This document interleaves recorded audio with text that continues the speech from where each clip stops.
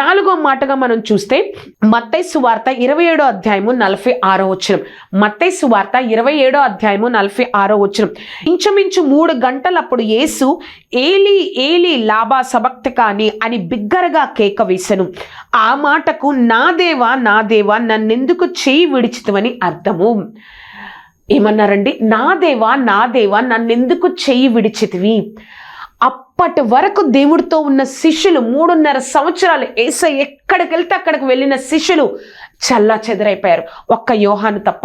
అంతేకాదు ఆ లోక పాప భారం అంతా కూడా యేసయ్య మీద పడిపోయింది. అక్కడున్న వాళ్ళు ఎవ్వరు కూడా లేరు. భూమికి ఆకాశానికి దేవుడు వేలాడుతున్నప్పుడు ఆ పాప భారం బట్టి దేవుడు ఆ యొక్క తండ్రితో చెప్తున్న మాట, నా దేవా నన్ను ఏల చెయ్యి విడిచితివి కదా.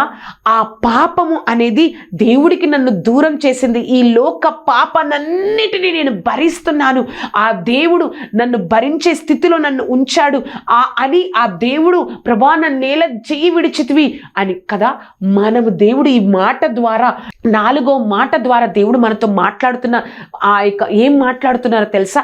ఈ లోక పాపము, నువ్వు పాపంతో ఉంటే నువ్వు ఎంతగా చర్చ్కు వెళ్ళినా, ఎంతగా పరిచర్య చేసినా, ఎంతగా దేవుని సన్నిధిలో ఉన్నా, నీ తెలిసిన బంధువులకి, నీ యొక్క స్నేహితులకి, నీ ప్రాంతంలో వారికి నువ్వు ఒక క్రైస్తవుడిగా ఉన్నా, నీలో పాపం ఉందా, అది నిన్ను దేవుడికి దూరంగానే ఉంచుతుంది.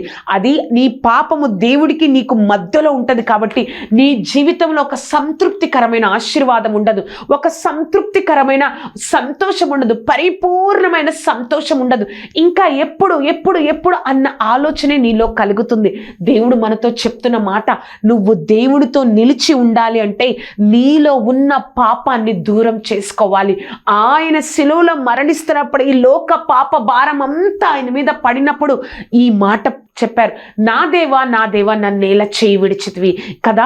మనము కూడా ఈ లోకంలో నేను ఇంకా ఇంకా ఇంకా క్రైస్తవుడిగా ఉంటూ అనేక సార్లు వాక్యాన్ని వింటూ, వాక్యం ద్వారా హెచ్చరింపబడుతూ, వాక్యం ద్వారా నన్ను నేను సరి చేసుకుండా ఎన్నో సంవత్సరాల నుంచి అదే పాపంతో జీవిస్తూ లోకానికి మాత్రం ఒక వేషధారిలా కనిపిస్తున్నానే అన్న విషయం నీకు తెలుసు.